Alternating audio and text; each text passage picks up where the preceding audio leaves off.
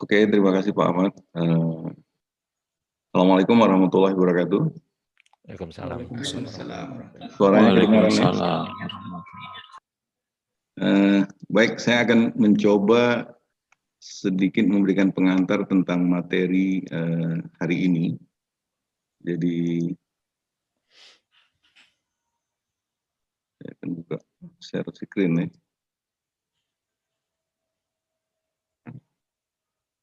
Itu udah kelihatan? Udah? Udah kelihatan ya? Udah? Oke. Judul kita adalah pengantar strategic procurement. Jadi kita tahu bahwa tren seperti yang disebutkan oleh Pak Ketum tadi, pengadaan itu ke depan atau saat ini di best practices internasionalnya sudah mulai strategik, tidak lagi transaksional. Dan kita akan coba melihat apa sebenarnya dan bagaimana sebenarnya strategic program itu diimplementasikan. Mungkin saya tidak akan lama, nanti setelah ini kita break, Pak Ramli akan mendetailkan. Jadi ini agenda saya diberi tugas 1 jam ini untuk memberikan pengantar tentang strategi procurement. Kemudian kita nanti ada break, kemudian baru Pak Ramli. Dan nanti siang saya akan sharing bagaimana mencoba menerapkan strategi procurement ini di beberapa organisasi di Indonesia. Dan besok kita ada Pak Charlie dari Filipina, yang mudah-mudahan beliau sudah fit, bisa sharing kepada kita bagaimana dia juga menerapkan strategi procurement di Filipina. Dan ada satu lagi dari Pak Robi Syahan, beliau ini adalah ahli change management yang juga ahli di dalam membantu orang bertransformasi. Agenda kita ada ini, kita mungkin langsung saja. Jadi apa itu strategic procurement? Jadi pengadaan strategis atau pengadaan strategis adalah proses pengadaan yang bertujuan untuk memastikan pengadaan barang dan jasa mencapai tujuan pengadaan dan selaras dengan tujuan organisasi. Jadi aktivitas pengadaan strategis membutuhkan kerjasama dari semua fungsi internal yang terlibat dan hubungan strategis dengan pihak eksternal atau penyedia, atau istilahnya itu part of supply chain. Di mana kita tahu supply chain itu adalah integration of internal dan external function, dan procurement itu is a part of supply chain. Nah, di sini saya ingin memperlihatkan realitas praktek pengadaan di Indonesia hari ini. Mungkin Bapak-Bapak bisa menambahkan jika ada yang perlu ditambahkan. Jadi yang saya lihat, pertama, pengadaan telah menjadi salah satu topik hangat bagi banyak pihak di Indonesia. Nah, kita juga adalah salah satu negara di dunia yang paling banyak menggeser atau membawa praktek pengadaan dari praktek perdata menjadi praktek pidana. Dan ini info dari KPK, hampir sekitar 80% kasus korupsi adalah kasus pengadaan barang dan jasa. Nah, realitas lain, belum ada sekolah atau perguruan tinggi yang secara khusus mengajarkan ilmu manajemen pengadaan. Jadi sehingga banyak sekali ahli-ahli pengadaan kita datangnya dari berbagai latar belakang seperti teknik, manajemen keuangan, manajemen SDM, hukum, dan lain sebagainya. Ini realitas yang kita hadapi.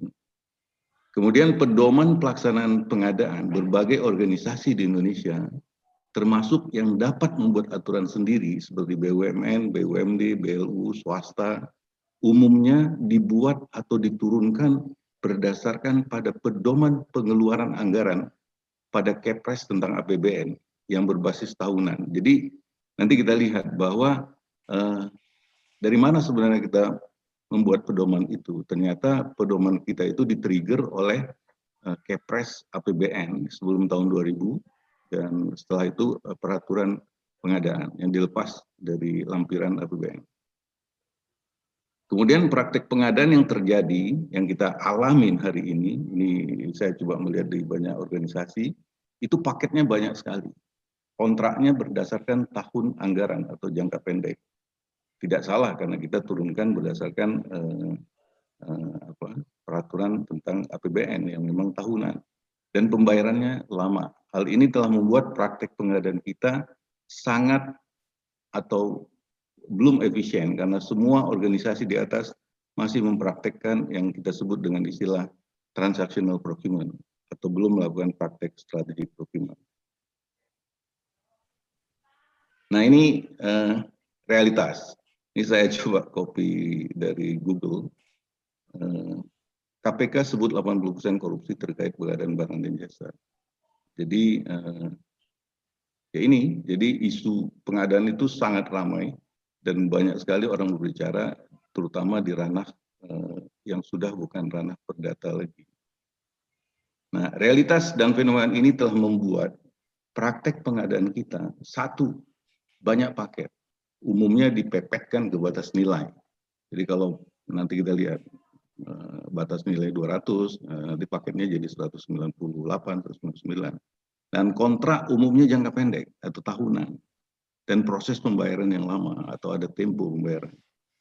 Sehingga pengadaan menjadi sangat administratif, panjang, rumit, birokratis, atau kita sedang mempraktekkan istilah best practice internasional itu adalah transactional procurement. Nah, makanya kalau kita lihat dokumentasi yang di sebelah kiri, ini dokumennya banyak, kertasnya banyak, kita selalu meeting kadang-kadang cukup serius. Ya, akhirnya kelihatan bahwa pengadaan itu menjadi suatu yang jelimet dan rumit. Ya, benar apa benar, nanti kita tanya sendiri ya. Nah, kenapa ini terjadi? Nah, saya melihat karena adanya kebijakan. Jadi ini terlepas ya, kita melihat situasi hari ini adalah realitas.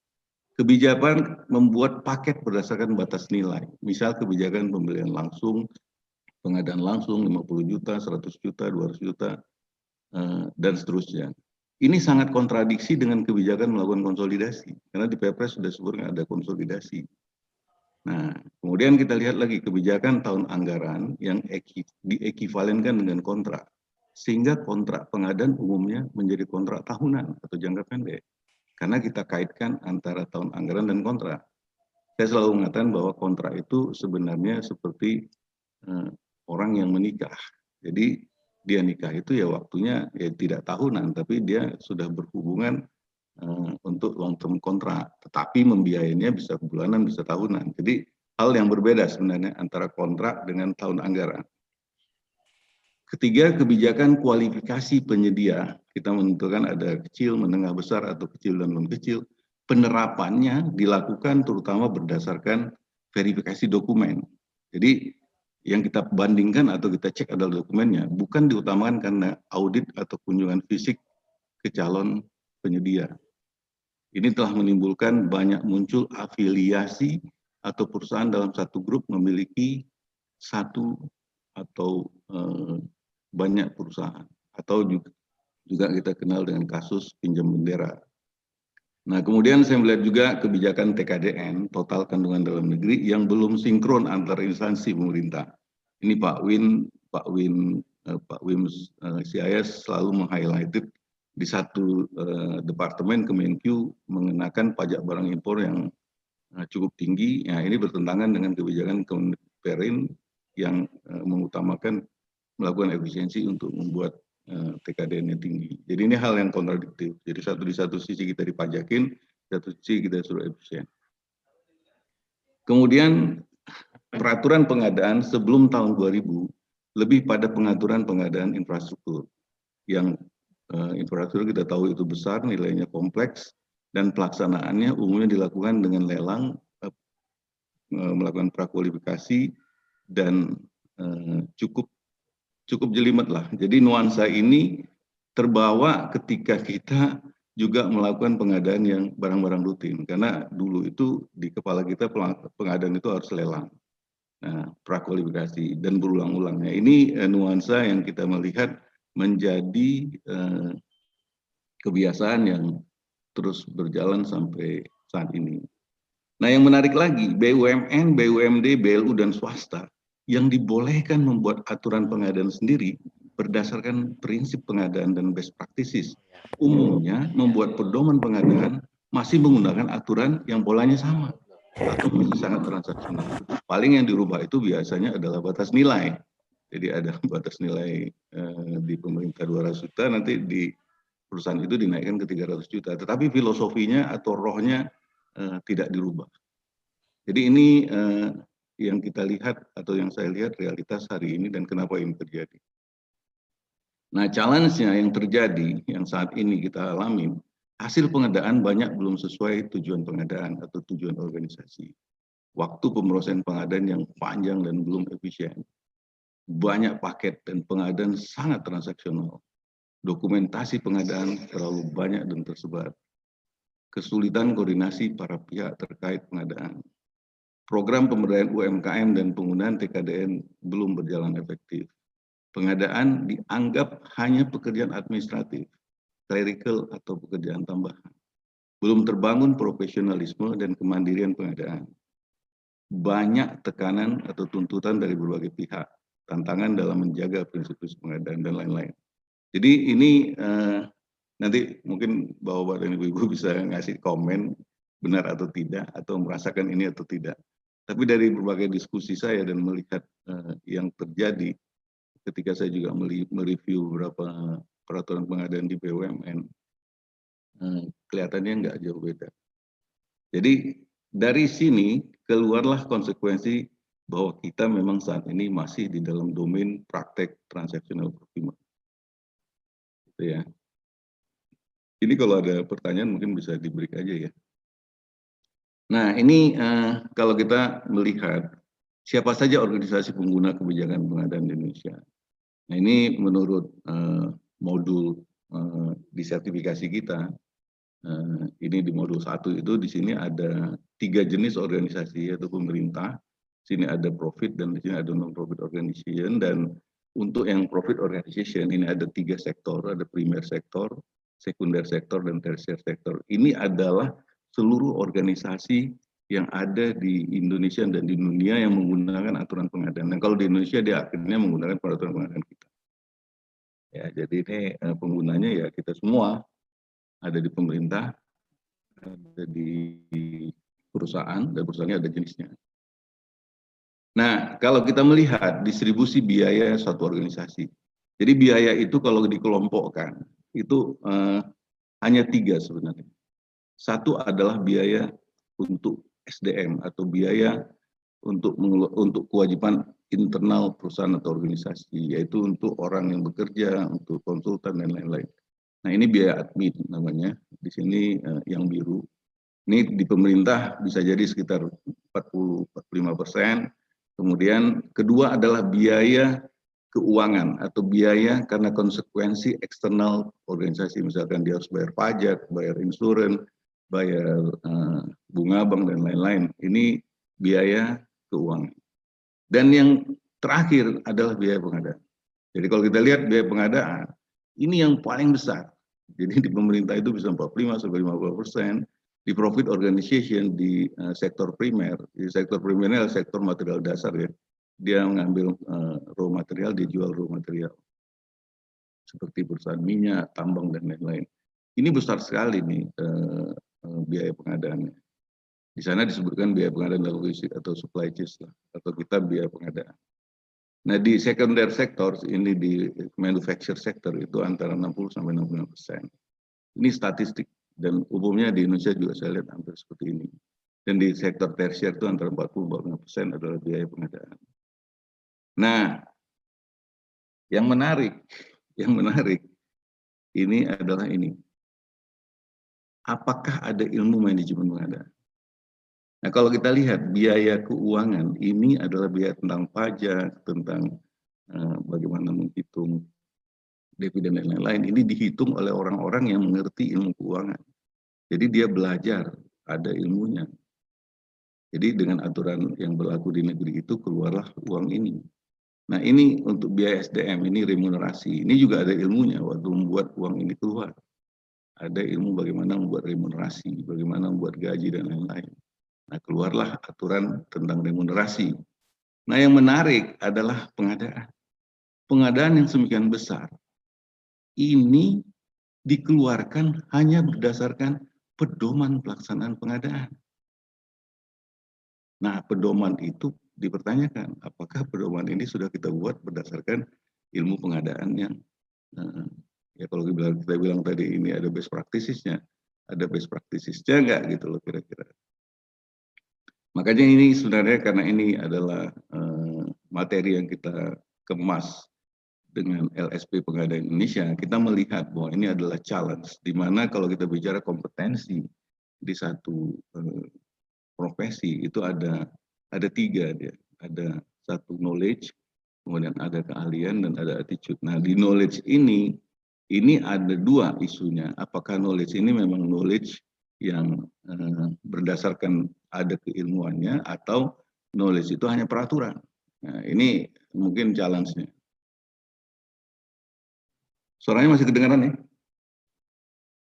Dengar. Oke, jadi ini, halo, kedengaran? Uni Dewi kedengaran ya? Masih. Dengar ya? Lanjut aja. Lanjut, Pak. Nah ini saya dulu ingat ini ada acara yang salah satu ketuanya si Uni Dewi. Waktu itu kita bikin narasumber award dan saya kebetulan waktu itu di challenge oleh Pak Andi, coba cerita bahwa mengatakan bahwa pengadaan itu ada ilmunya loh. Nah, gitu. Jadi kita waktu itu memahami filosofi dan agama. Ini ada YouTube-nya nanti kalau mau didengar silakan. Nah, kalau kita lihat sejarah perkembangan ilmu manajemen pengadaan di Indonesia, ini saya diskus juga dengan Pak Ika waktu saya bertanya sebenarnya. Jadi sebelum tahun 2000 itu ada yang namanya Kepres APBN. Jadi pengadaan menjadi bagian dari pelaksanaan anggaran pendapatan dan belanja negara. Dia jadi lampiran. Karena uang yang dikeluarkan itu APBN, ada anggaran pendapatan. Pendapatannya itu berbagai macam, pajak dan lain-lain. Dan ada lampiran pengeluaran. Nah, lampiran pengeluaran itulah yang menjadi pedoman pengadaan ketika itu. Dan ketika tahun 2000 ke atas, lampiran ini dilepas menjadi pedoman pelaksanaan pengadaan. Jadi kalau tadinya hanya lampiran, setelah 2000 menjadi pedoman pelaksanaan pengadaan sampai yang kita rubah hari ini di tahun 2021. Challenge-nya adalah apakah dengan memperbarui pedoman pengadaan ini kita sudah menerapkan strategic procurement atau masih berorientasi pada transactional procurement. Nah, ini challenge-nya. Temanya adalah ini. Jadi kita sudah merubah beberapa kali aturan dan kita updated sampai hari ini. Apakah rohnya masih sama? Jadi ini challenge-nya adalah itu. Nah, kalau kita lihat lagi, yang menarik, BUMN, BUMD, BLU apalagi sekarang itu sudah boleh membuat aturan sendiri, terutama BUMN. BUMN ini dengan Per BUMN tahun nomor 12 tahun 2019 terakhir, di situ dikatakan bahwa BUMN silakan, Menteri mengatakan silakan Anda membuat aturan pengadaan sendiri berdasarkan prinsip pengadaan dan best practices untuk mencapai tujuan pengadaan dan tujuan organisasi Anda. Tujuan organisasi Anda lebih efisien, untung lebih gede dan lain-lain. Nah, permasalahannya ketika ini dikeluarkan, BUMN membuat aturan sendiri. Akhirnya yang ditiru karena yang ada itu adalah aturan pengadaan pemerintah, itu lagi. Jadi semua pedoman di atas masih membuat praktek pengadaan kita sangat transaksional. Ditandai dengan indikator paling gampang, banyak paket, kontraknya jangka pendek, dan pembayaran lama.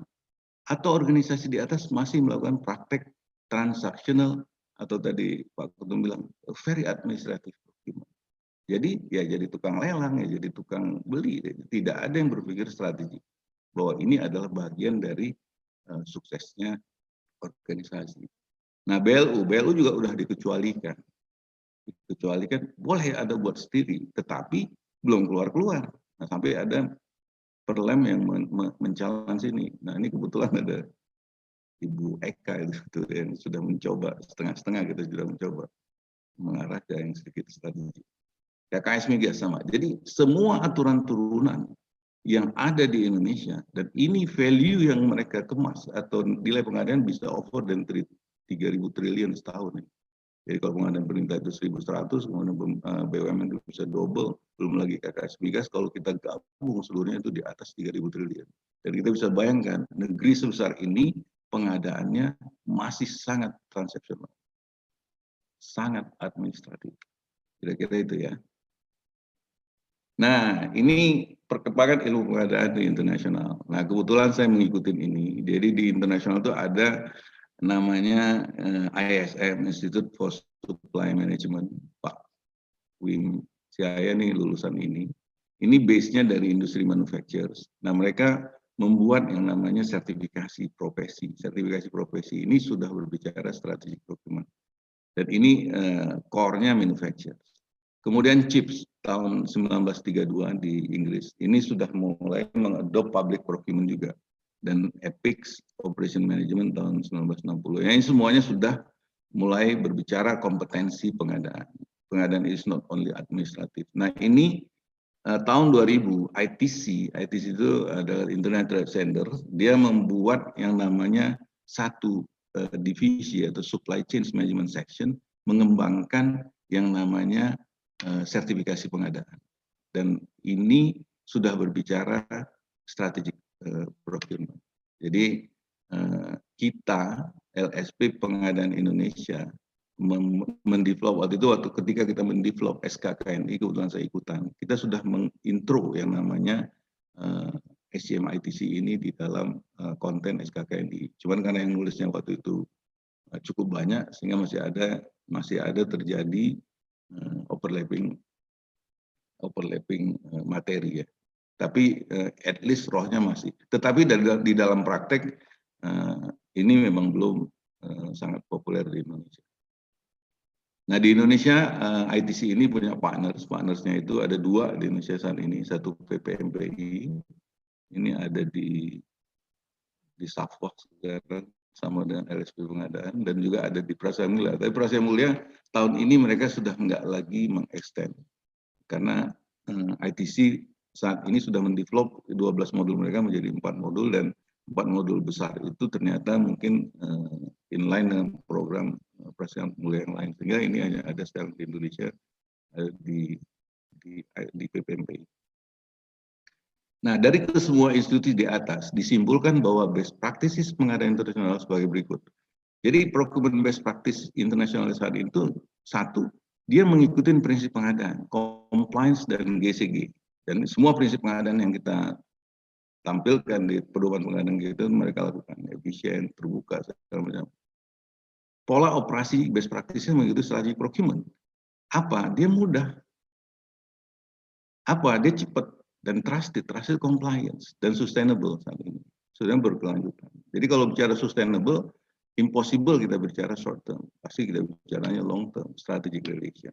Nah, indikatornya yang paling kita gampang melihatnya adalah untuk paket pengadaan itu dilakukan dengan konsolidasi untuk barang. Untuk jasa kita share service namanya. Jadi barang kita konsolidasi, jasa kita share. Jadi kalau kita punya pelabuhan atau kita punya gudang, gudangnya kita share. Ngapain kita pakai sendiri? Karena tidak mungkin itu penuh semuanya. Jadi kalau ada rumah sakit, 3-4 rumah sakit, ada yang bisa di-share aja. Nah, kontraknya umumnya long term, strategic relation. Dan pembayaran cepat, procure to pay. Artinya pembayaran itu bisa ditalangin oleh bank. Nanti bank yang nagih ke kita, tapi jangan kita delay pembayaran kepada vendor. Nah, ini cuma 3 inilah konsolidasi atau share service, long term relation, dan e-payment. Nah, ini saya sampaikan beberapa contoh praktek strategic procurement di internasional dan nasional yang sangat populer. Di tahun 85 itu saya kebetulan pertama sekali join oil company, ketika itu terjadi krisis, oil price itu di bawah $10. Nah, di North Sea ini adalah daerah penghasil minyak paling kompleks dan paling mahal kosnya di dunia, karena laut dalam, dingin, dan lain-lain. Nah, ketika itu mereka melihat, ketika harga minyak itu di bawah $10, harga operating cost per barrel itu sudah di $13. Nah, apa yang mereka lakukan? Karena mereka melihat bahwa cost tadi cuma 3, ada administration cost, ada financial cost, dan ada supply chain cost. Mereka melakukan yang namanya kolaborasi. 6 negara, UK, Norway, Sweden, Denmark, Netherlands, dan Poland. Ini mereka duduk bareng. Mereka akhirnya menentukan satu titik, namanya supply chain hub, procurement and logistics hub di lokasinya di Aberdeen. Nah, apa yang mereka lakukan? Mereka melakukan strategic initiative, which are Prinsipnya sederhana. Yang mereka lakukan adalah semua barang yang sama mereka konsolidasi, beli bareng. Consumable items yang menjadi consumable item yang rutin jadi barang habis pakai itu mereka buat seperti Carrefour, si supplier atau principal itu naruh barang di situ, nanti yang manage-nya adalah vendors, yang memakainya adalah oil company-nya. Jadi mereka udah men-shifting cost of inventory mereka ke vendor. Ini istilahnya dengan vendor manage inventory. Kemudian untuk jasa mereka share service. Share service itu apa yang namanya? Tidak ada satu perusahaan pun yang hanya memiliki kontrak sendiri. Semua mereka bareng. Karena tadi prinsipnya besarkan kontraknya, konsolidasi, dan itu hanya bisa dilakukan dengan berbarengan. Long term relation dan early payment. Jadi konsepnya sama. Jadi mereka melakukan yang namanya strategic procurement. Dan alhamdulillah, saya kebetulan ketemu nih dengan ketuanya, dan dia bercerita mereka bisa saving hampir 32% cost reduction. Dan ini mereka survive. Nah kalau kita lihat di sini yang kata-kata merah ini, kenapa mereka bisa melakukan ini? Karena mereka terpaksa. Jadi kalau tidak melakukan ini, mereka akan fail, mereka akan tidak bisa operasi. Makanya mereka melakukan strategi procurement initiative. Masih jelas ya? Ini karena nggak kelihatan orangnya, jadi nggak tahu. Nah, ini kemudian ditiru habis oleh Malaysia, karena Malaysia itu adalah Inggris. Jadi mereka ketiru. Nah, ini di Malaysia sama case-nya ketika tahun 86, ini setelah 85, oil price-nya masih di bawah $10, dan Malaysia itu membagi dua. Ada satu supply chain sub namanya Kemaman Epic Logistic Base. Di sini kalau nggak salah ada 7 oil company, dan di sini ada Labuan di Kalimantan Utara. Ini Labuan ASEAN Supply Base. Nah kebetulan kita dengan Pak Wim Syahaya dulu dengan teman-teman BKKA sempat ke sini melihat, dan ini dikelola oleh BUMD. Dan ini luar biasa. Jadi konsepnya sama, dia hanya mengcopy habis apa yang dilakukan Aberdeen. Dan mereka ini bisa saving lebih besar daripada di Aberdeen. Itu sampai 35% cost reduction. Dan mereka survive. Dan ini kalau saya lihat kuncinya lebih sukses karena dipaksa pakai aturan. Nah ini dua kunci tadi. Jadi yang namanya konsolidasi, share service, itu proven booknya di dunia ini cuma dua. Satu, terpaksa. Kedua, dipaksa. Ya, dipaksa untuk baiknya. Artinya orang itu kan ada dua kondisinya. Kalau udah ada peraturan kan pasti ikut. Nah, ini yang menarik. Ini saya juga termasuk salah satu tim waktu itu mendesain ini. Kita membuat namanya CRIS, Cost Reduction Indonesian Style. Ini kita membuatnya dengan BP Migas waktu itu, dengan BKKA. Tetapi alhamdulillah belum berhasil. Kita mendesain ada 7 hub, ada 1, 2, 3, 4, 5, dan Natuna, North Sumatera, South Sumatera, Jakarta, Surabaya, Makassar, dan Sorong. Ini konsepnya kita mau mengcopy Aberdeen dan mengcopy Malaysia. Tapi alhamdulillah ini belum jalan. Karena kita merasa tidak terpaksa dan tidak dipaksa. Jadi ini kata-katanya mungkin bisa dipikir. Yang namanya konsolidasi itu nggak bisa dilepas. Dia harus pada dua kondisi ini. Nah, contoh lain adalah kontrak Toyota. Ini kebetulan saya bicara dengan salah satu direkturnya. Jadi Toyota itu punya hampir 137.000 parts. Nah, ini yang dilakukan Toyota, dia hanya berkontrak ke 7. Di Indonesia itu dia ada 7 perusahaan. Jadi ada yang chassis, ada ban, ada yang sistem pendingin. Jadi ada 7, pokoknya 7 kontrak besar ke Toyota. Nah, dari 7 ini, salah satunya di Pondenso, ini sistem pendingin. Jadi kalau nggak salah, kontraknya itu lebih ke semi performance, bahwa satu Toyota itu harus dingin. Nah, untuk dingin itu diserahkan kepada Denso. Nah, Denso ini membuat subkon. Subkon itu ada 6 di sini. Nah, dari 7 ini semua subkonnya ada 47. Dan yang menarik lagi, kalau di Jepang, semua subkon ini mensubkan lagi ke UMKM. Sehingga nanti ada satu perusahaan, ada satu baut yang dihasilkan oleh UMKM ini. Dan ini yang namanya Jairan Kairetsu, dan ini semuanya hidup. semua hidup. Dan UMKM ini, kebetulan saya juga ketemu dengan orang Jepang ketika itu berbicara tentang food supply chain. Inilah model yang mereka lakukan. Di sini ada petani, di sini ada agregator petani, di sini langsung rumah sakit. Jadi ini satu jaringan kairetsu yang saling mendukung. Jadi jangan biarkan UMKM ini berantem dengan yang di depan. Tapi UMKM ini is a part of integration. Dan ini is life. Ya, ini jalan. Kita lihat lagi di dalam yang 6 ini, di belakangnya ini semuanya UMKM atau perusahaan kecil. Nah ini modelnya. Nah saya melihat apa sih perbedaan antara transactional procurement dengan strategic procurement. Nah kita lihat peraturan atau fokus kita, indikatornya fokus pada administrasi pemilihan. Nah, ini kita berarti kita di dalam nuansa nuansa transaction procurement. Nah di strategic procurement kita sudah fokus pada pencapaian tujuan pengadaan dan juga tujuan organisasi.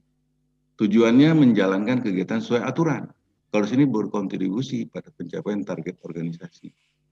Nah, lingkupnya perencanaan dan serah terima, dan ini terintegrasi antara perencanaan dan pembayaran. Jadi mungkin hal baru yang nanti sore mungkin juga saya akan sampaikan, definisi yang kita harus mungkin di organisasi yang boleh membuat aturan sendiri. Pengadaan itu bukan hanya sampai serah terima, pengadaan itu adalah sampai dibayar, P2P. Organisasi ad hoc tidak tetap, nah ini permanen atau tetap. SDM-nya sambilan, pekerjaan sampingan, dan ini profesional kompeten dan berintegrasi. Nah ini challenge-nya Pak Kepala Sekolah Ratmo nih ke depan. Sistem informasi, otomasi, proses pengadaan, terutama hanya pemilihan. Nah ini digitalisasi proses procure to pay dengan kemampuan analitik kognitif. Nah indikatornya adalah banyak paket. Jadi bukan banyak PO ya, banyak paket. Jadi beda antara banyak PO atau DO. PO-nya bisa banyak, tetapi kontraknya, ini paketnya ekuivalen dengan kontrak.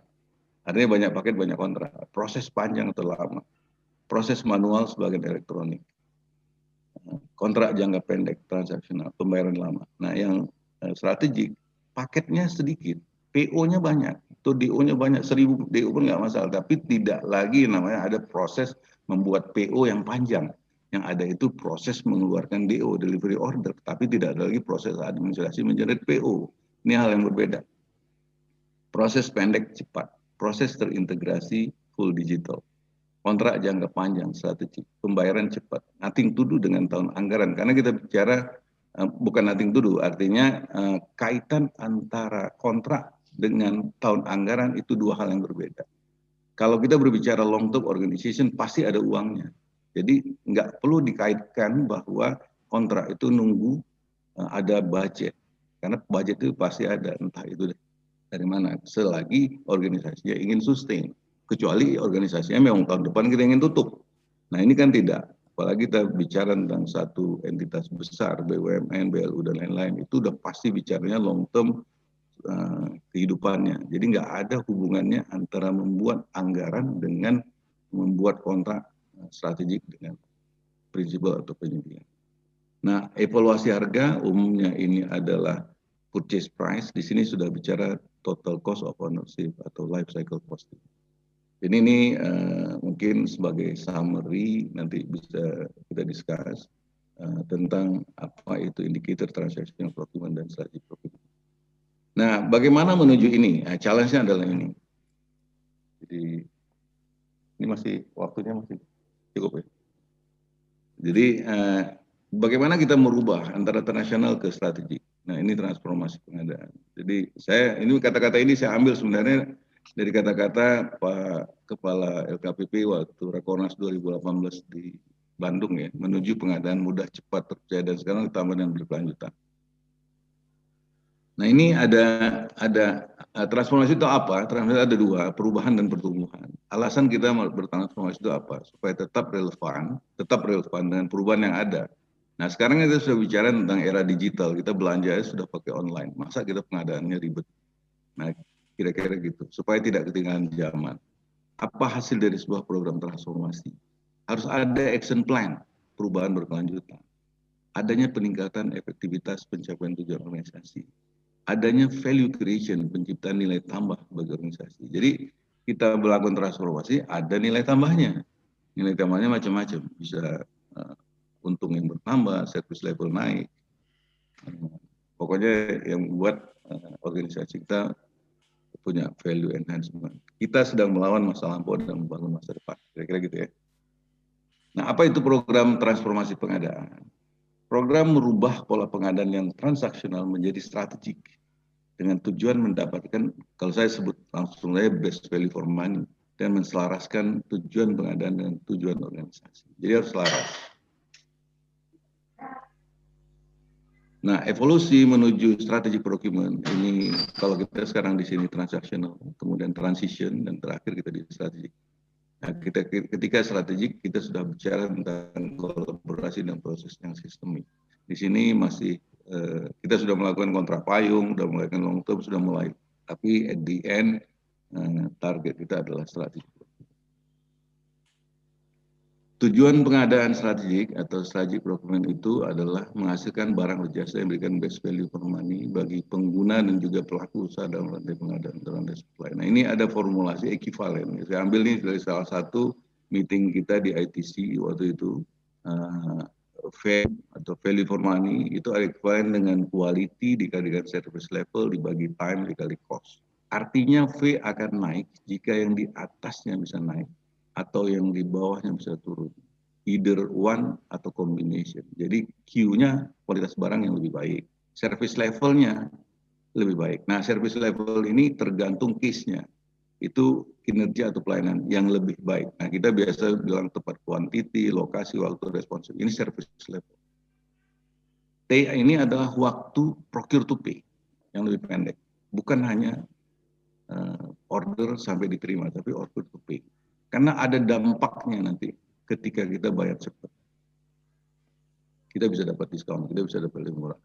Total biaya kepemilikan TCO. Jadi C-nya sudah bicara TCO atau life cycle costing, bukan hanya purchase price. Jadi ini kira-kira untuk gambaran sederhananya tujuan dari strategic program. Bagaimana kita menciptakan V ini maksimum atau best value for money. Nah, apalagi tujuan dari program transformasi ini? Kalau kita bicara di sini ada sistem pengadaan. Sistem pengadaan itu yang tadi ada regulasi, ada sistem IT, ada organisasi dan SDM, ada GCG. Nah, ini yang keempat ini kita mature-kan dia, untuk mencapai best value for money. Dan ini harus inline dengan tujuan organisasi. Jadi ini jalan, ini harus inline. Indikatornya kalau kita melakukan ini benar, ini adalah adanya cost reduction atau penghematan, naiknya service level tingkat pelayanan dari organisasi tersebut, naiknya keuntungan kalau dia perusahaan yang menjadi world class organization. Simpelnya begitu. Jadi kita melakukan transformasi pengadaan selaras dengan pencapaian visi dan misi perusahaan atau organisasi. Gitu ya. Nah, lingkupnya apa? Lingkup transformasi itu ada 4. Pertama, melakukan perubahan regulasi. Nah, ini saya selalu bilang, pelaksanaan PBJ untuk meningkatkan maturitas sistem dan kinerja pengadaan. Jadi regulation reform. Jadi kan regulasi atau peraturan pengadaan ini bukan kitab suci. Jadi ya bisa dirubah asal untuk kebaikan. Kedua, sistem IT nggak bisa terlepas. Pengembangan proses pengadaan terintegrasi dan pengembangan e-marketplace organisasi dan industri. Integrated IT procure to pay. Jadi ini salah satu lingkup dari transformasi pengadaan. Apakah ini susah? Tidak. Sekarang sudah banyak. Pak Ketum itu sudah punya aplikasi yang end-to-end. Sudah bisa anytime. Membangun organisasi dan SDM. Nah ini challenge lain. Ini salah satu yang harus kita benahi. Organisasinya simple atau tidak.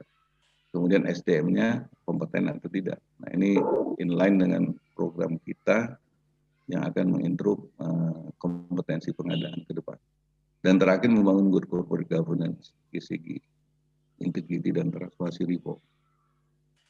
Targetnya perubahan peraturan tadinya manual atau kompleks dibuat berbasis digital, simple dan compliant. Sistem IT tadinya partition, sebagian proses nanti integrated. semua proses terkait. Organisasi tadinya kompleks menjadi sederhana.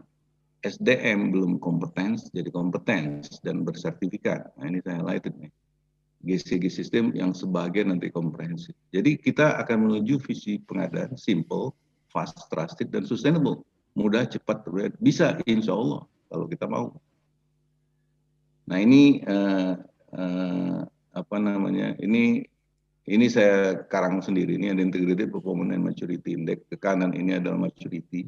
Kita maturekan regulasi, kita maturekan sistem IT, kita maturekan organisasi dan kita maturekan GCG. Nah baru kita praktekkan.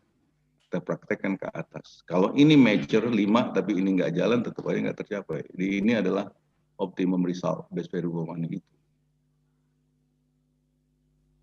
Apa yang dilakukan untuk menaikkan maturity? Jadi transformasi regulasi. Yang pertama adalah transformasi regulasi. Nah, peraturan atau pedoman pengadaan dibuat berbasis digital. Artinya digital is means-nya. Jadi di dalam aturan itu disebutkan bahwa yang semuanya transaksi ini akan dilakukan berbasis digital. Nanti akan ada digital signature, akan ada digital materi, segala macam harus di-declare di dalam aturan kita bahwa itu sudah sah menurut aturan. Kedua, semua proses sesuai dengan pedoman dapat ditransfer atau dijalankan dengan media elektronik melalui proses pertama. Kita lakukan digitasi, memindahkan semua dokumen dalam bentuk digital. Jadi semua dokumen yang banyak sekali selama ini bertumpuk-tumpuk di meja kita, itu disahkan dengan peraturan ini, boleh dikirim dalam bentuk digital. Seperti aturannya LKPP di LPSI boleh mengirim dokumen dalam bentuk digital.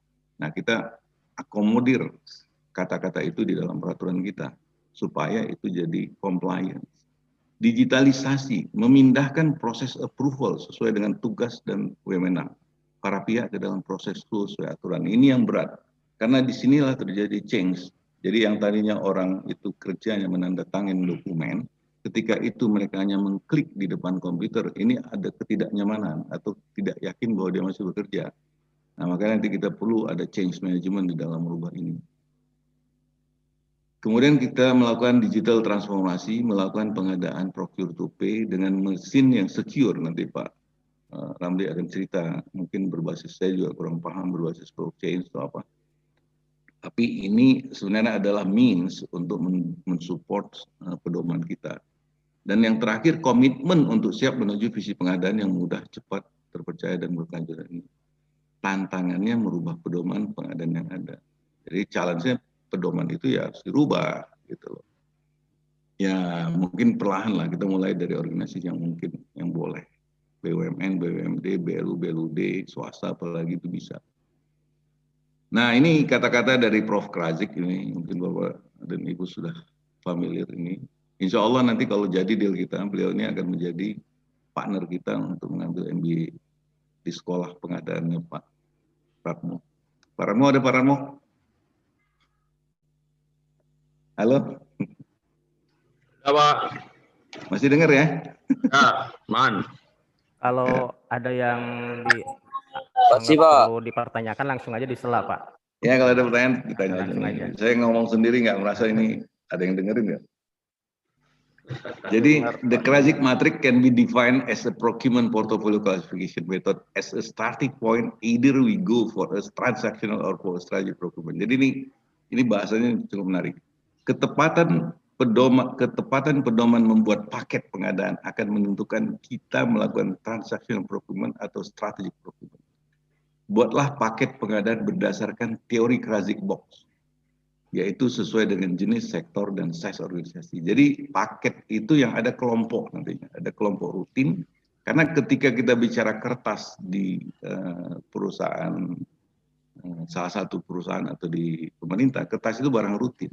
Tapi ketika kita bicara kertas di perusahaan fotokopi, kertas itu sudah barang kritikal gitu. Nah ini halo, ada pertanyaan?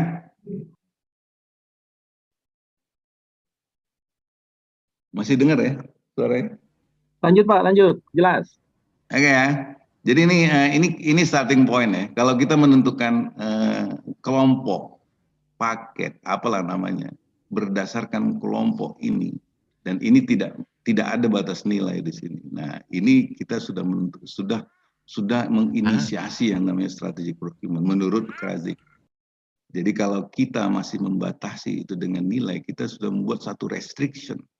Jadi ketika kita berbicara, misalkan kita bicara fuel di lokasi, fuel itu adalah barang rutin yang memang harus dikonsumsi. Jadi kalau beli fuel itu 1 drum, 2 drum, dengan beli fuel itu 100 drum, ya sama, kita beli fuel.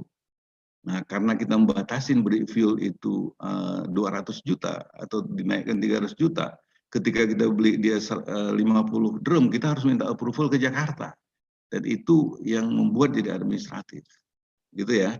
Jadi fuel itu ya memang barang rutin yang harus ada di lapangan. Nah, ketika dia barang rutin harus di lapangan, ya sudah, belanjanya gimana strateginya, itu. Nah, ini untuk IT sederhananya, kalau dulu IT itu hanya yang biasanya kita online kan di proses pemilihan, nah nanti dia end to end, jadi dari perencanaan sampai ke pembayaran itu dia sudah online. Nah, sistem IT hanya pada proses pemilihan, nanti sistemnya terintegrasi. Nah, di sini adalah aplikasi. Nah, aplikasi ini silakan aja. Ada katalog, ada toko online, ada sikap, tender. Ini konsekuensi logis dari kebutuhan. Tetapi yang penting itu seluruhnya sudah terintegrasi. Gitu ya. Dan apa itu mungkin? Sangat mungkin. Nah, apa itu sudah ada? Sudah ada. Jadi ini masalahnya sudah ada. Jadi ini bukan hal yang luar biasa. Ini sudah ada toolsnya. Tinggal kita mau pakai apa tidak. Proses membangun digital procurement, mungkin Pak Ramli nanti bisa cerita lebih detail. Saya bukan orang IT, tapi saya menangkap filosofinya yang di dalam strategi procurement itu IT adalah enabler dan harus menghubungkan antara ujung ke ujung. Dan harus ada yang namanya sekarang dashboard untuk kontrol. Sudah. Bagaimana ceritanya itu nanti ada ahlinya. Tapi filosofinya kita terkonek seluruhnya. Nah, ini yang saya sampaikan dengan skema procure to pay. Nah, ini kalau Pak Ibu-Ibu pernah waktu kita di Jogja waktu itu kita ada panel IAPI dengan Pak Kepala dengan salah satu direktur dari Kementerian Keuangan. Jadi kalau ini katalog, kemudian ini kita keluarkan PO atau SPK kepada penyedia. Nah, penyedia itu langsung mengirim barang. Nah, barang ini diterima oleh pengguna, terima di dalam bentuk BAST. Jadi di sini ada PO, di sini ada BAST. Nah, setelah itu apa? Setelah itu misalnya kita memesan 5 komputer, dikirim 5 komputer. Kita cek 5 komputer. Setelah itu apa? Setelah itu keluar invoice. Nah, karena ini sudah digital, invoice keluar otomatis. Jadi 5 dikirim komputer, kita terima accepted. Jadi critical point-nya adalah ketika mereview, menginspeksi barang itu sesuai spek, yaitu ketika barang itu kalau di gudang sampai ke gudang, ada orang itu ngecek. Nah, ketika itu dia tinggal bilang yes itu di screen-nya. Nah, ketika dia klik yes, saat itu juga keluar invoice. Invoice itu atau tagihan. Nah, karena waktu itu pajak belum online, si penyedia bisa mengupload atau membayar pajak dan langsung mengupload faktur pajak. Nah, apakah syarat untuk membayar? Nah, waktu itu salah satu direktur dari Kemenku itu mengatakan kalau sudah ada PO, bukti permintaan, sudah ada bukti terima RR atau BAST, sudah ada invoice, sudah ada faktur pajak, ya sudah bisa dibayar. Nah, proses itu yang kita lakukan selama ini berhari-hari, itu saat yang sama ketika pajak diupload itu sudah lengkap datanya. Nah, ketika itu tinggal di proses kelima ini internalnya meng-approve, bisa 1, bisa 2. Nanti mungkin Bu Eka bisa sharing apa yang dilakukan untuk meng-approve 1 atau 2 atau 3, terserah. Nah, ini disinilah financial authority itu berfungsi. Jadi misalkan sampai 200 juta yang meng-approve manajer, yang sampai 1 miliar meng-approve di atasnya silakan. Tetapi dia tidak lagi mendelay proses approval. Nah, ketika ini udah di-approve, langsung pengguna ini menginstruksikan ke bank. Bank mengatakan tolong bayar. Jadi langsung instruksi ke bank, melakukan internal approval 6, Pengguna mengirim instruksi bayar ke bank dan bank bayar. Dan bank bayar, kalau ini volumenya signifikan, penyedia dengan sangat ikhlas akan memberikan diskon. Ini disebut dengan early payment discount. Dan nanti kalau uangnya bukan uang pengguna atau uang organisasi pengguna, ini bisa ditalangin bank. Nah, nanti bank menagih dengan bunga, mungkin 1% 1 bulan. Nanti kita membayar ke bank seperti kartu kredit. Jadi nggak ada alasan kita mendelay payment, karena ini ada institusi tukang bayar. Kenapa nggak pakai mereka? Paling costnya 1%. Dan ini umumnya ini kalau benar volume bagus, ini 3-5% pun dia akan ngasih diskon. Itu disebut dengan strategic program dengan early payment discount. Apakah ini best practice? Ini best practices. Gitu ya. Ini dari sisi IT, ini kedua yang saya melihat sangat strategik. Kita melakukan procure to pay. Nah, kemudian transformasi organisasi ini kita sudah tahu. Di sini dulu sebelum pelaksanaan proses pengadaan itu hanya umumnya lelang. Nanti di sini ini presentasi yang saya ambil juga dari LKPB dan Bapak-bapak mungkin sudah familiar. Sesudah transformasi dia fungsinya jadi ada fungsi pengendalian, perencanaan, pelaksanaan pengadaan, SDM dan pembinaan, dan juga pengelolaan sistem informasi, pengendalian ini seperti di PPS. Dan ini disebut dengan Center of Excellence. Ada pertanyaan, Bapak-bapak? Mohon izin, Pak Herul? Ya, Boleh, Pak Herul. boleh. Dari mana? Saya Azik, Pak, dari Kemenkeu. Yes, Pak. Ya, jadi terima kasih, Pak. Paparan Pak Herul ini membuat kita semua menjadi sangat inspirasi dan termotivasi, Pak. Jadi harapan itu masih ada lah, kira-kira itu yang terbentuk dalam benak kami. Amin. Saya udah ngikuti Pak Herul itu beberapa tahun terakhir ya, dan materi seperti ini mungkin ini yang keempat atau kelima gitu saya dengarkan dan selalu menginspirasi. Saya membayangkan Pak, kalau Pak Herul itu presentasi ini di depan Presiden dan seluruh menteri gitu. Kenapa? Karena transformasi yang dipaparkan tadi sepertinya memang mayoritas lebih tepat untuk dieksekusi oleh para pengambil kebijakan ya. Bicara tentang reform di regulasi. Saya nggak tahu bagaimana menyampaikan Pak. Jadi saya melihatnya begini Pak. Saya melihatnya teman-teman di BUMN dan yang lain ya Pak ya, yang sudah diberikan kebebasan untuk buat pengadaan Pak, aturan sendiri. Nah sebenarnya saya men-challenge, yang kita sudah boleh buat ini kenapa nggak mulai buat? Nanti yang kalau pemerintah silakan aja nanti pelan-pelan akan ke sana. Dan setuju, sebenarnya Pak. Jadi itu yang saya lakukan di BLU saya Pak. Di Kemenkeu itu punya 7 BLU. Konsep yang tadi Pak Herul lakukan itu insya Allah perlahan tapi pasti kami sudah terapkan di BLU-BLU kami. Karena cuma BLU yang memungkinkan untuk diwujudkan secepat mungkin. Artinya pemerintah ya kalau bisa segera mungkin, saya yakin Pak Sony juga udah sering merapat ke LKPP dan mengkomunikasikan semua hal ini, tapi ya mungkin banyak kepentingan politik yang saya lihat LKPP itu memang masih dinilai seperti anak bawang ya. Belum sebagai leader tapi sebagai follower, jadi agak sulit bisa menembus kebijakan yang sifat masih silo di banyak kementerian ya. Tapi saya lihat usahanya sudah sangat bagus sekali, sudah keren lah. Kematangan KPBJ itu saya lihat ini sudah cukup meng-guide kita semua di kementerian lembaga untuk bisa berlari cepat, merubah termasuk SDM dan seterusnya. Tapi mungkin memang reform regulasi ini yang kami tunggu-tunggu sampai sekarang memang masih cukup lambat dan agak menyulitkan kami di lapangan ya. Ya kami kan hanya selaku pelaku di lapangan. Tapi saya yakin Pak Herul yang dipaparkan ini kalau seandainya diketahui oleh orang-orang baik di atas sana itu bisa segera dieksekusi dan itu sangat keren banget gitu. Sangat membantu kita semua di lapangan untuk bisa mewujudkan semua hal kebaikan yang dipaparkan ini Pak. Jadi mohon bantuan Pak Herul dan teman-teman di seluruh asosiasi ini untuk lebih sering-sering mungkin Pak ya silaturahim gitu ke pengambil kebijakan. Kalau kami kan eksekutor aja di lapangan ya, pengelola PBJ, dan mungkin hanya bisa berharap gitu sambil melakukan yang bisa kami lakukan. Kayak tadi misalnya di BLU kami coba terapkan semua teori-teori dan konsep yang sangat bagus ini. Amin. Keren ini, Pak. Itu ketua kita itu sebenarnya salah satu provokator itu Pak untuk strategi procurement. Jadi mudah-mudahan kebetulan juga kemarin saya disuruh mendesain materi untuk sertifikasi pengadaan kita. Karena LSP Pengadaan Indonesia ini kan bukan hanya government Pak, itu bisa BUMN dan lain-lain. Makanya saya berpikir, kenapa nggak sekalian kita intro strategic procurement ini jadi solusi gitu Pak. Ya. Yang mudah-mudahan lah kita bisa mulai dari BLU dulu misalkan nanti Pak. Dari Setuju Pak. ya, Konsep procure to pay juga ini sudah direspon sebenarnya Pak oleh Kementerian Keuangan, tapi belum masif ya. Konsep kartu kredit, kita juga sedang ngembangin digital payment misalnya. Saya pikir mungkin ide-ide yang seperti ini bisa langsung ditempel gitu supaya segera terwujud. Ya, Pak. Bismillah. Kan saya lupa waktu itu Pak, tahun 2019 ketika di salah satu direktur dari Kemenkyu itu di Jogja beliau setuju, cuman karena government itu silo operation agak susah koordinasinya. Betul. Beliau setuju ini is going to be a solution.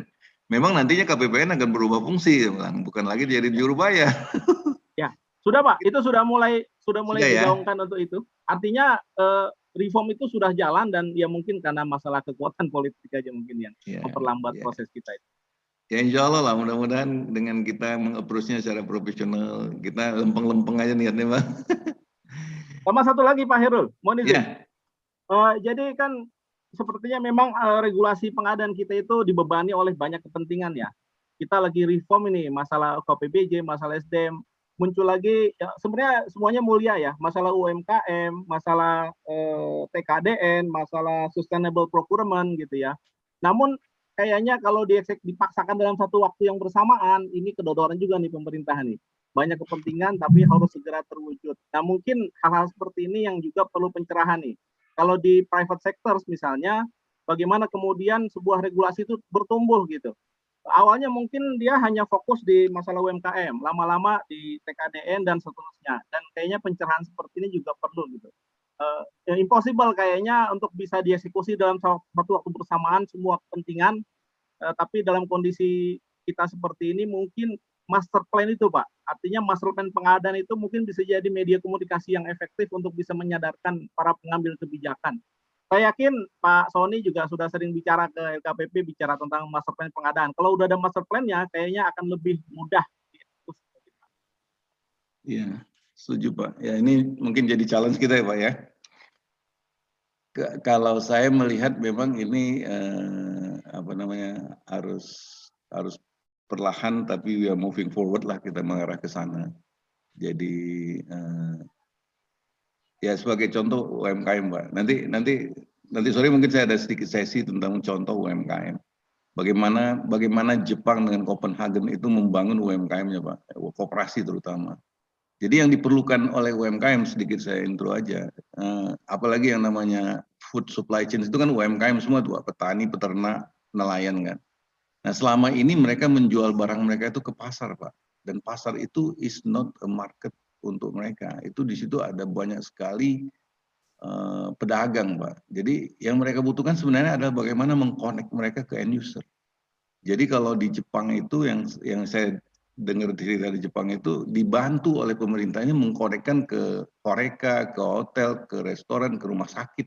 Mereka berkontrak Pak. Jadi yang berkontrak itu adalah koperasi-koperasi petani dan harganya sudah harga di atas harga HPP mereka.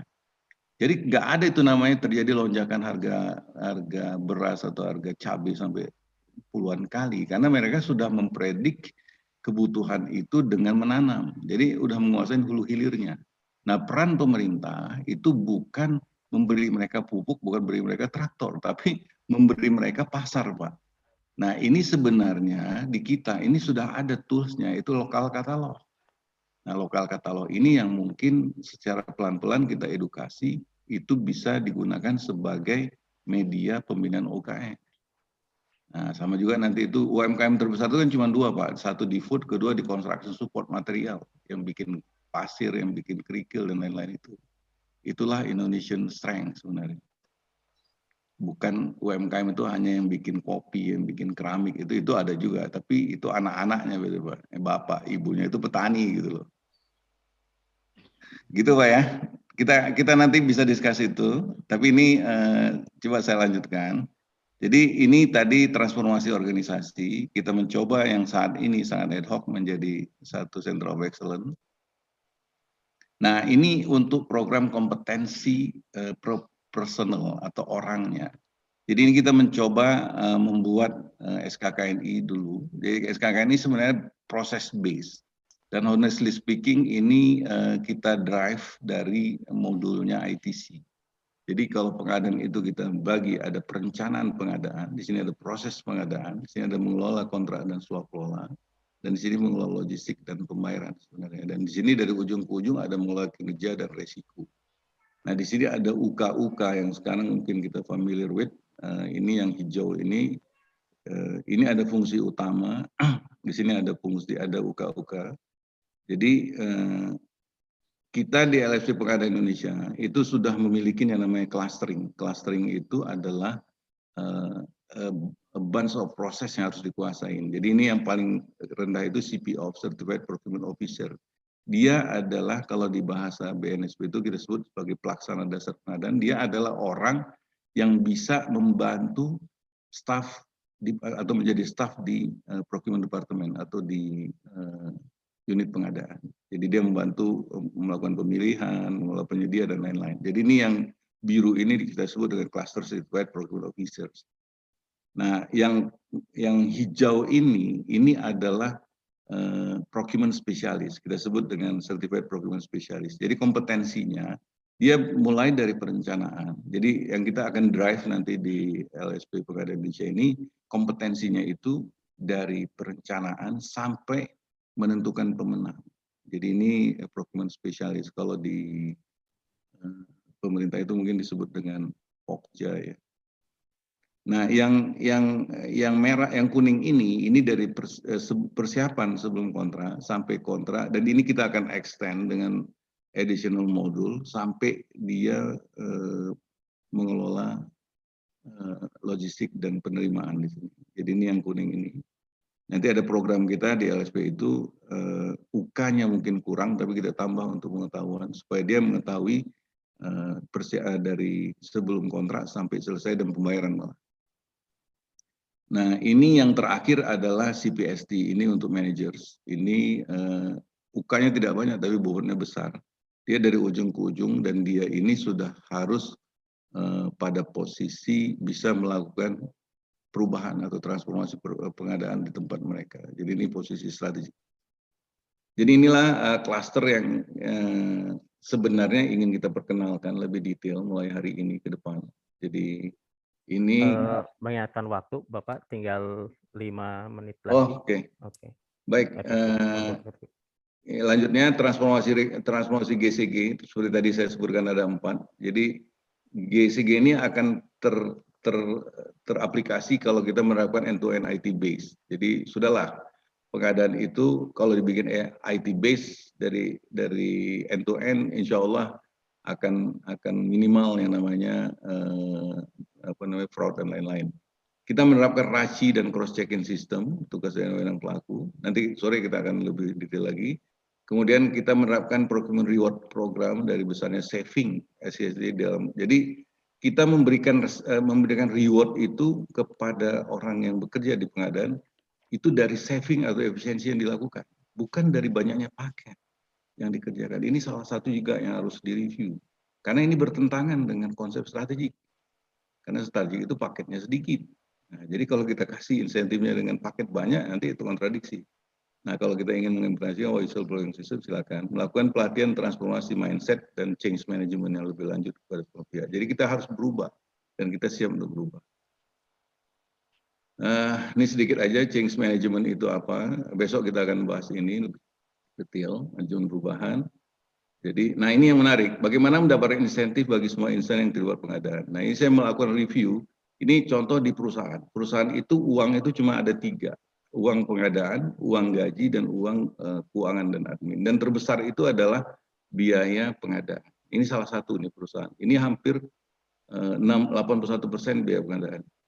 Nah ini keuntungannya hanya 4,5%. Nah kita lihat, kalau dia bisa saving saja 5%, ini sudah 91% untungnya naik. 10% 103, 20% bisa 366%, 4 kali untungnya naik. Nah inilah dana yang seharusnya di-sharing kepada semua yang terlibat pengadaan untuk insentif. Jadi bukan dari banyak paket, tapi dari saving. Nah kalau untuk pemerintah daerah, Pemerintah daerah itu kan uang itu hanya dua, dari pusat dan dari PAD. Nah, uang keluarnya juga tiga, gaji, pengadaan, dan bansos. Nah, biasanya yang tidak terkendali adalah di pengadaan. Sehingga pengadaan ini akan menjadi suatu proyek yang akhirnya PAD ini didapat cuma dari dua sumbernya. Satu pajak dan retribusi, kedua adalah dividen. Nah, kalau kita bisa membuat ini ada tulisan saya tentang entrepreneur's government yang saya diskusi dengan Pak Fadel. Kalau kita bisa mengelola pengadaan yang benar, kita akan bisa menaikkan pajak, retribusi, dan juga even dividen BUMN. Dan ini akan naik. Ketika PAD naik, kepala daerah itu bisa membuat yang namanya tunjangan kinerja, hanya selembar kertas. Dan ini bisa langsung menjadi tambahan income halal buat para ASN yang ada. Jadi ini tidak meminta ke pusat, tetapi ini hasil kerjaan daerah. Apakah ini sudah pernah dilakukan? Sudah. Waktu itu di Gorontalo ini sampai naik 10 kali hanya dari komoditas jagung. Jadi inilah challenge yang saya coba tawarkan kalau ingin mencari insentif atau pendapatan halal dari pengadaan. Jadi jangan mengada-ngada di pengadaannya. Pengadaan yang benar, SKPD benar, kita naikkan PAD-nya naik, dan ini bisa dikeluarkan insentif atau bonus karena PAD naik. Dan ini otorisasinya ada di kepala daerah. Siapa yang terlibat dalam change management ini? Semua yang terlibat adalah pelaku internal dan eksternal. Nah, ini yang saya sebut transformasi mindset. Ini boleh dibaca atau tidak.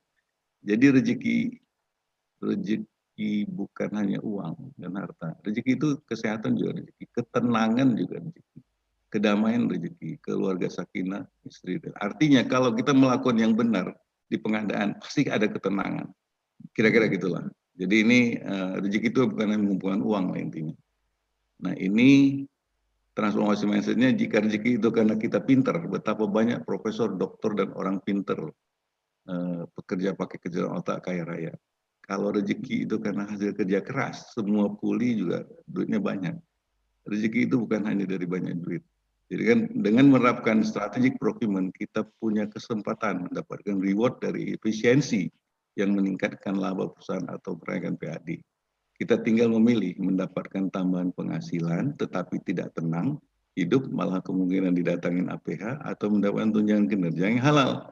Let's move dari transaksional to strategic procurement. Jadi tahapannya kita unfreezing, kita lepaskan yang lalu, kita berubah, kita bukukan yang baru. Menuju pengadaan mudah, cepat, terpercaya, dan berkelanjutan.